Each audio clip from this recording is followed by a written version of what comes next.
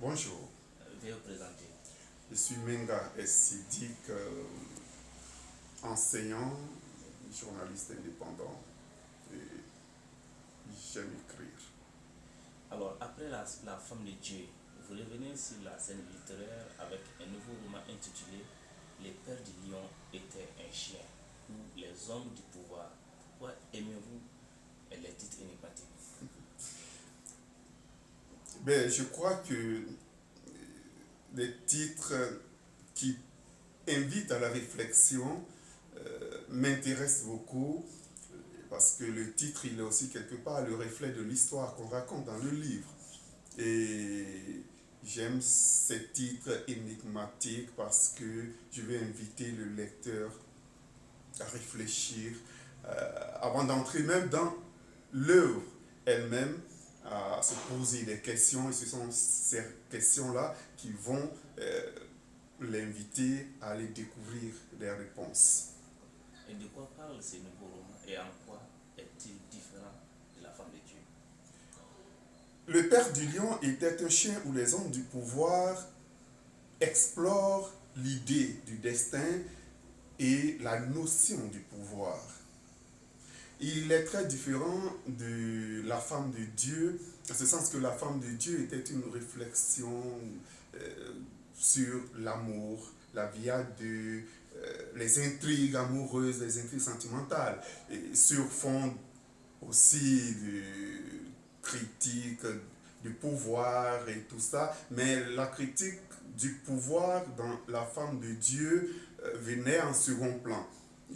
L'essentiel du livre était basé sur l'histoire d'une femme qui est tombée dans la folie à travers les vicissitudes de la vie. Il y a beaucoup de choses que j'essayais de faire comprendre à travers l'histoire de la femme de Dieu. Comment est-ce que on peut être prédisposé à la folie lorsque on a un parent qui était frappé par la folie, par exemple.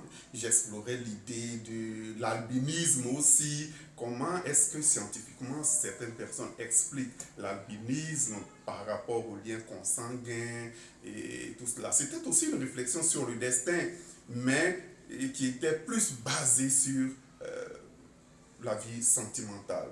Alors que le père du lion était un chien ou les hommes du pouvoir, toute l'intrigue est essentiellement basée sur la gestion du pouvoir et l'idée du destin, le destin d'un être humain, le destin d'un pays.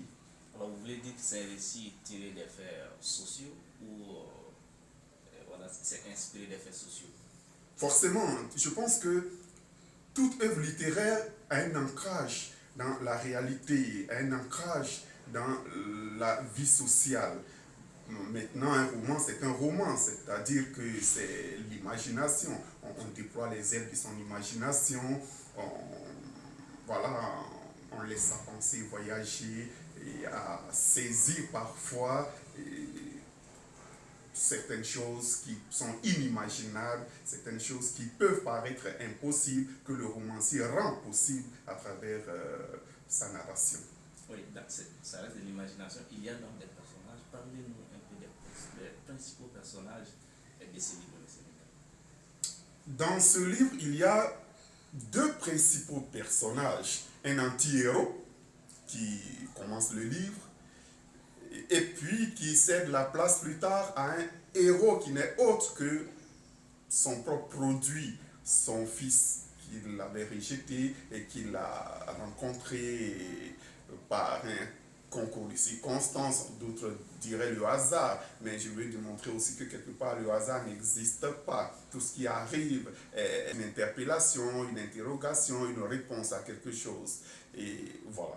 Donc il y a deux personnages. L'anti-héros qui s'appelle Novice. Novice, un apprenti, quelqu'un qui n'est pas initié, mais en même temps novice, ça peut vouloir dire novice par opposition à nos vertus, parce que ce anti-héros-là, justement, il était l'incarnation de tous les vices possibles. Quand il était au pouvoir, il pensait que c'était la fin du monde, il pouvait faire tout ce qu'il avait envie de faire parce qu'il avait la bénédiction du pouvoir. Et puis, le héros qui vient, c'est tout le contraire de son père. C'est un peu comme le père reconverti, comme le père qui a pris conscience de ses faiblesses et qui veut améliorer sa vie. Et c'est un peu ça, c'est un livre qui est un peu atypique dans ce sens-là, parce qu'il n'y a pas un héros qui traverse toute l'histoire, il y a un anti-héros qui se transforme après en héros. Et c'est quoi le rapport avec le pouvoir? Le personnage de Novice, c'est quelqu'un qui a voulu utiliser le pouvoir pour arriver à ses fins. Il est arrivé accidentellement dans l'armée par des relations personnelles et le titre de capitaine puis de général, et ça lui a permis d'accéder à certains de ses vœux, même si c'était très impur, c'était très inhumain parfois. Et en tout cas, il a profité comme il voulait du pouvoir. Pour y arriver, il a fallu qu'il fasse par exemple de la délation, qu'il vende certains de ses proches pour arriver à ses fins. Il a utilisé le pouvoir comme une échelle qu'on peut utiliser pour se hisser au sommet. Le second personnage, qui est le héros du livre, il a une approche différente du pouvoir. Pour lui, le pouvoir, c'est le moyen qu'on peut mettre à la disposition du peuple pour l'aider à se développer, pour l'aider à s'affranchir d'une certaine servitude sociale, servitude politique, servitude économique. Le pouvoir est donc une arme qu'on peut exploiter pour faire le bonheur d'un peuple. D'accord. Alors, votre critique du pouvoir est quelque point dur, même quelque peu subversive par moment. Qu'est-ce qui motive un tel acharnement contre la chose politique, M. Neyer? Oui, c'est juste l'observation de la scène politique qui m'a inspiré cette aigreur contre la chose politique. Parce que j'ai fini par avoir l'impression que la politique, c'est un moyen qu'on veut utiliser pour opprimer ceux qui sont plus faibles que soi. La politique, c'est un moyen pour mentir impunément, tuer impunément, pour commettre tous les crimes qu'on veut impunément, et parfois en rejetant la faute sur ceux qui sont faibles et qui n'ont pas de moyens de défense.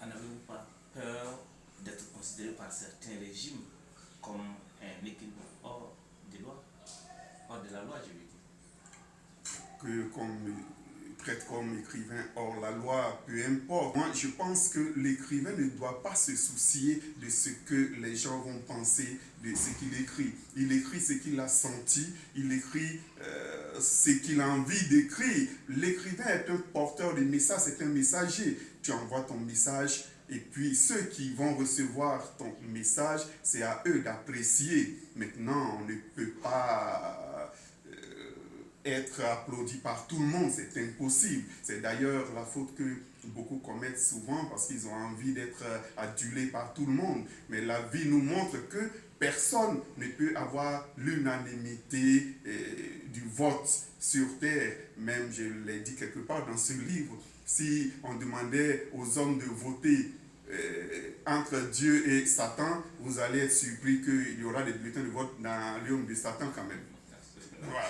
Alors, à quel public votre nouveau livre est destiné?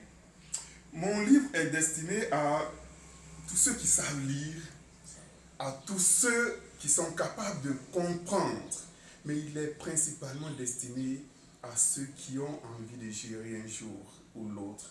Gérer, ça peut être une entreprise, ça peut être un pays, pourquoi pas, mais plus encore pour ceux qui ont en main les destinées de certains pays. Mon livre est destiné à eux pour leur faire comprendre qu'il ne faudrait pas que le pouvoir leur monte à la tête.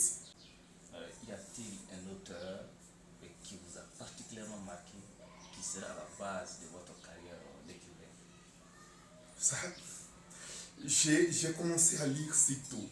Et il y a tellement d'auteurs qui peuplent ma petite mémoire que je ne peux pas dire avec exactitude, il y a tel auteur ou tel auteur qui m'a inspiré.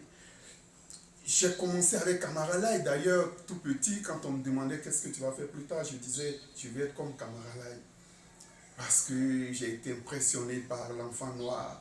Mais après, j'ai lu beaucoup d'autres auteurs américains comme Harry Miller, Jack Kerouac, Steinbeck, et puis encore tout le classique de la littérature française et tout cela. D'autres Africains, Senghor, des Césaire, des Damas, qui m'ont vraiment, eux, donné l'envie de pouvoir écrire pour une cause. Eux, ils ont écrit pour aider les Noirs à prendre conscience de leur culture, à s'approprier leur culture, à ne pas avoir honte de leur culture. Aujourd'hui, nous ne sommes plus dans cette veine-là. Nous sommes à un autre moment de l'histoire de nos peuples. Un moment où ce n'est pas contre le blanc qu'on va écrire, ce n'est pas pour inviter le noir à prendre conscience de ses valeurs, parce qu'on suppose que le noir est conscient de ses valeurs. Mais aujourd'hui, une nouvelle littérature de décolonisation mentale et spirituelle du noir. Et c'est à cela que je m'attache personnellement dans mes écrits. Donc, tous les grands auteurs noirs m'ont quelque part inspiré. Il n'y a pas un modèle pour moi. Et puis, je me dis, chaque écrivain à sa route, à sa voix. Je m'écris ma voix et puis voilà. Alors, M. Minga, revenons un peu quand même dans les projets, dans les livres, pour parler du livre en général. Pensez-vous que par ces temps où les réseaux sociaux ont pris le pouvoir, une œuvre littéraire a encore des lecteurs? En d'autres termes, l'écriture d'aujourd'hui n'est-elle pas une tâche vaine? Non, peut-être que beaucoup pensent comme ça, mais moi je dis que non. Ce n'est pas parce qu'on vend des médicaments dans les rues, ce n'est pas parce qu'on fait de l'automédication que les pharmacies vont cesser d'exister, que les facultés de médecine vont fermer. Non, je pense que il y a toujours des gens aujourd'hui qui connaissent la valeur de la chose littéraire, qui s'accrochent au livre parce qu'ils savent que le livre, c'est le réservoir de la connaissance. Et la connaissance, c'est une arme galante pour un combat intellectuel. Ceux qui n'en sont pas conscients aujourd'hui, demain, ils peuvent en être conscients et puis revenir au livre à tout moment. Donc, il n'y a pas à désespérer. Les réseaux sociaux sont ce qu'ils sont. Mais même pour être un bon acteur des réseaux sociaux, il faut avoir un certain bagage intellectuel. Et ce bagage intellectuel, je pense que c'est dans les livres qu'on peut l'épuiser. C'est absurde qu'aujourd'hui, on s'invente des titres, on se lance sur les réseaux sociaux pour avoir des vues. C'est une chose d'être vu sur les réseaux sociaux, d'avoir beaucoup d'amis, de se vanter de millions de vues. Mais c'est autre chose que d'avoir de la sagesse, de la connaissance pour inspirer des cœurs, pour inspirer des générations. Il faut faire la part des choses. Pour moi, il n'y a pas à désespérer. L'écriture ne sera jamais une tâche vaine. Que pensez-vous de l'évolution de la littérature africaine en général et celle malienne en particulier? Et à votre avis, quelle doit être la fonction principale du roman dans notre société actuelle? L'évolution est bonne. Il y a beaucoup de jeunes auteurs aujourd'hui, même si parfois on peut être choqué quand on est puriste de se rendre compte que il y a beaucoup de jeunes qui n'ont pas l'accompagnement qu'il faut pour rendre leur livre suffisamment digeste et pour en faire de vraies brevières de savoir, de connaissances. Parce que ça sort parfois avec beaucoup de lacunes syntaxiques, grammaticales et tout cela. Mais ça, c'est une autre paire de manches. C'est peut-être aux maisons d'édition d'être beaucoup plus rigoureuses, plus sérieuses au niveau de leur comité de lecture pour produire des œuvres qui soient vraiment de vraies références qui peuvent aider les jeunes à se cultiver, à s'instruire. Parce que nous, avant, quand il y avait des fautes quelque part, on corrigeait cette faute par rapport à ce qu'on a vu dans un livre. Mais si le livre lui-même est porteur de fautes, on est en train de perdre des jeunes au niveau de leur formation intellectuelle. Et le roman aujourd'hui, pour moi, il doit être une arme de lutte, une arme qui va aider les peuples sans défense, sans voix, à lutter pour se faire entendre, pour se faire comprendre, pour se faire aider. L'écrivain doit donc être à côté du peuple pour l'aider dans son combat auprès des politiques qui ils peuvent dire tout ce qu'il y a de beau, tout ce qu'il y a qui fait rêver. Mais une fois qu'ils sont sur le trône, ils oublient toutes leurs promesses. Il faut que l'écrivain soit celui-là qui va chaque fois les rappeler à la réalité, aider à gérer correctement les peuples. Alors, quel est votre mot de la fin? Ben, comme mot de la fin, je voudrais inviter surtout les jeunes à la lecture. J'aime dire que écrire c'est construire, mais lire c'est se construire. Et la jeunesse a besoin de se construire moralement, se construire intellectuellement et se construire culturellement pour avoir suffisamment de poigne pour affronter les réalités de la vie. Et on ne peut pas gouverner le monde aujourd'hui en état de faiblesse intellectuelle. C'est parce qu'on a cette faiblesse intellectuelle à la base qu'on a toute cette gouvernance que nous critiquons aujourd'hui partout dans le monde. Il faut lire, il faut lire, il faut lire. C'est l'unique message finalement.